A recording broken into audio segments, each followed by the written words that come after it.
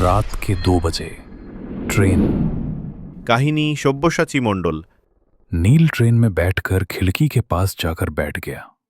Train Howrah से धीरे धीरे गांव की ओर चल रही थी। सीट के पास सोए हुए लोगों की भीड़, थैले, सारे मिलकर एक अजीब सा बोझ बना रहे थे।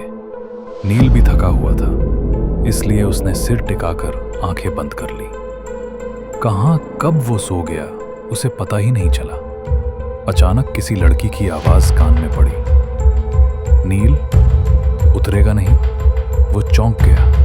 आंखें खोलकर चारों ओर देखा। पूरा कोच खाली था, जैसे वहां कभी कोई था ही नहीं। ट्रेन की खिड़की के बाहर सिर्फ अंधेरा था।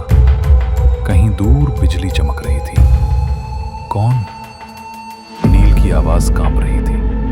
कोई जवाब नहीं, सिर्फ ट्रेन के पहियों की धातु सी खटखट। फिर वो आवाज फिर आई, अब बहुत करीब, जैसे कान के बिल्कुल पास फुसफुसा रहा हो। मैं तो तुम्हारे लिए आई थी। नील ठंडी पसीने से भीग गया। कोच की लाइट अचानक झिमझिम कर बुझी, फिर जल उठी। सामने की सीट पर एक लड़की बैठी थी, सफेद कपड़े में, खुले बाल, आंखें फीकी सी। नील बुरी तरह घूरते रह गया। चेहरा पहचान में आ गया। ये तो रिमी, कॉलेज में साथ पढ़ने वाली। 5 साल पहले रेलवे लाइन पर उसकी मौत हो गई थी। तुम? रिमी हंसकर बोली, तुम तो वादा किए थे साथ में ट्रेन से पहाड़ों पर जाएंगे, याद है? नील का चेहरा सूख गया। रिमी, तुम तो? लड़की धीरे धीरे पास आई और बोली, मैं तो तब भी ट्रेन में थी, पर तुम नहीं उतरे। नील चिल्लाने ही वाला था कि तभी ट्रेन रुक गई। स्टेशन का नाम दिखा, निशितपुर। घड़ी में रात के 2 बजे थे। नील दरवाजा खोलकर प्लेटफॉर्म पर उतर आया, पर प्लेटफॉर्म खाली था। बत्तियां आधी अधूरी बुझी हुई थी। ट्रेन फिर सीटी बजाकर अंधकार में घुल गई। पीछे से अचानक ठंडी हवा चली। नील घूर कर देखा। रिमी प्लेटफॉर्म के आखिरी किनारे पर खड़ी थी, मुस्कुरा रही थी।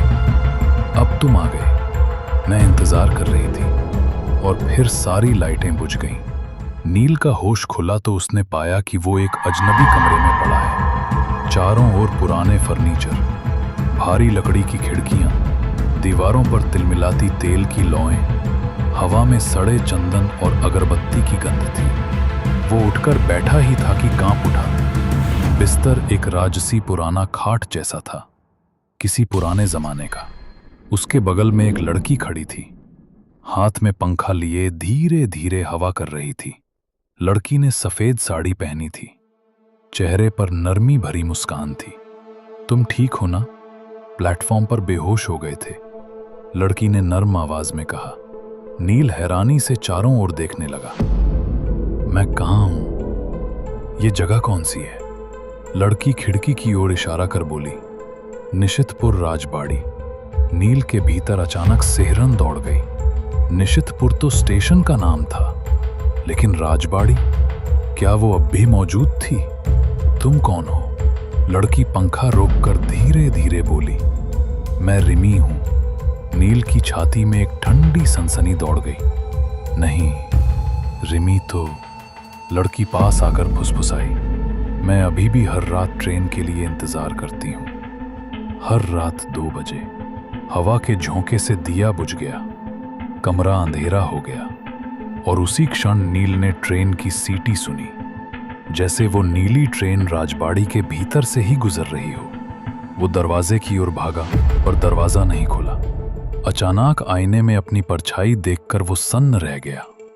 उसकी जो तस्वीर दिख रही थी, उस पर सफेद कपड़े थे, होठों पर खामोश खिला हुआ हंसी, आंखें फीकी सी। उस दिन से कहा जाता है कि निशितपुर राजबाड़ी में अगर कोई आधी रात के बाद जाता है तो ट्रेन की सीटी सुनाई देती है और खिड़की में एक युवक और एक लड़की एक साथ बैठे हवा खा रहे होते